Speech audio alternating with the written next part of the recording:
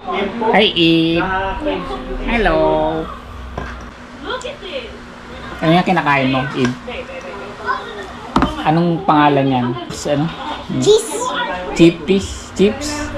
Chippies. Chippies. Hello. Welcome to my channel. Wow. Today it's Strawberry Day. It's the 5th day and the 6th day. So we're going to a beach tomorrow. So we have to go tomorrow in the beach. See you later. Bye. Ay, ang galing ah. Galing, Eve. Apir. Ano? Ay, ang galing ah. Ang galing ang ginagaya niya yun sa TV.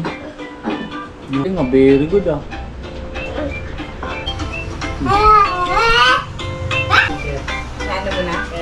Yung tawag dyan, forward lunge.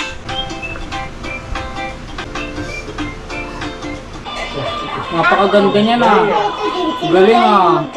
Bili ko kami yun eh, bili. Laki. Yung shop, Top 3 lang. Sobrang lamig. May gumawa noon sa kasama namin sa Mount.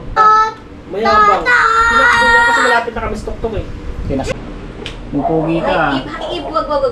Pero ano, with freedom. Pag nalaman mo parang awakened eh. Para sa atin. Pag na ano mo na yung purpose. Purpose. Jay. Yun yung pinaka-na-appreciate kong part. Kapag ka bibili ka, pasalamat ka muna sa pera mo, thank you. Bumalik ka ng mas marami, parang ganon.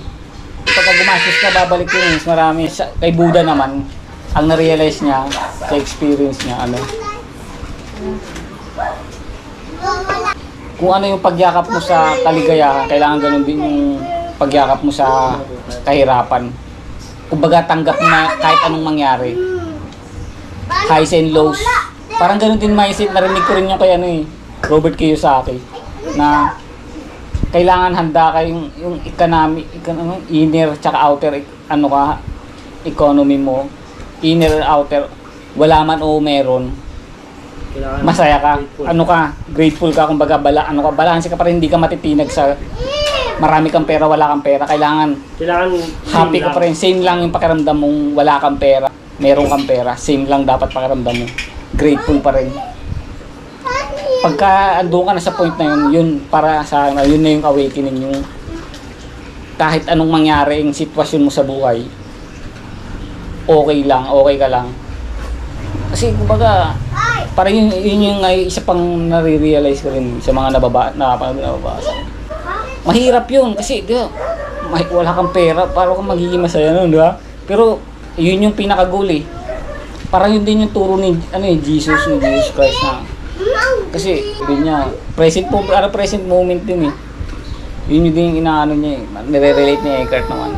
Yun yung naano ko nabasa ko sa libro. Tapos yung salvation, di ba sa Biblia may salvation pa eh. Tinatawag parang nasa future yung mga tao nag-ano ng salvation kaya pagbabalik. Yung pagbabalik ni Jesus, parang gano'n. What if ikaw pala yung pagbabalik ni Jesus, parang gano'n. Nasa sa'yo pala. Kumbaga, yun yung gustong ituro ni Jesus sa atin. Na maging katulad niya. Or ano, What if yun pala yung goal? Wala palang hinaantay na tao babalik. Walang magsusundo. Wala pala Kailangan ikaw yung bumalik. Ikaw yung bumalik sa sarili mo.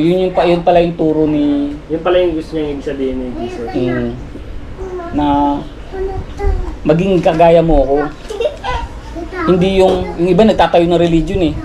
Ginagawang money machine eh. Yung kwento ni hindi naman yun yung goal, hindi naman yun yung turo ni Jesus na magtayo, di ba ayaw nga niya yung magsamba kayo ng rebulto, ayaw nga niya yun eh. Yung mga rebulto ngayon sa religion, kanya-kanya gawa ng rebulto eh. Ang gusto niya, maging kagaya niya tayo, maging mind, body, parang mindset niya, di ba? Parang yun yung kaya I do this. Parang kumbaga, yun yung talaga. Yun din parang gusto kong gawing goal na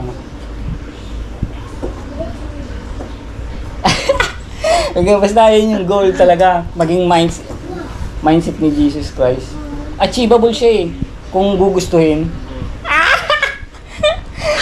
Achievable siya. Kasi minsan, itong tao lang tayo eh.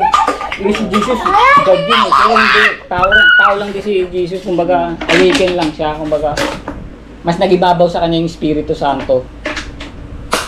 Eh, di ba si Jesus anak ng God, di ba? Eh, tayo anak rin tayo ng God. Ibig sabihin, kapatid natin si Jesus. Kumbaga, yung mag-healing, kaya rin natin mag-healing eh. Through touch, naniniwala na rin ako rin eh. Mga albularyo, mga nanghihirap.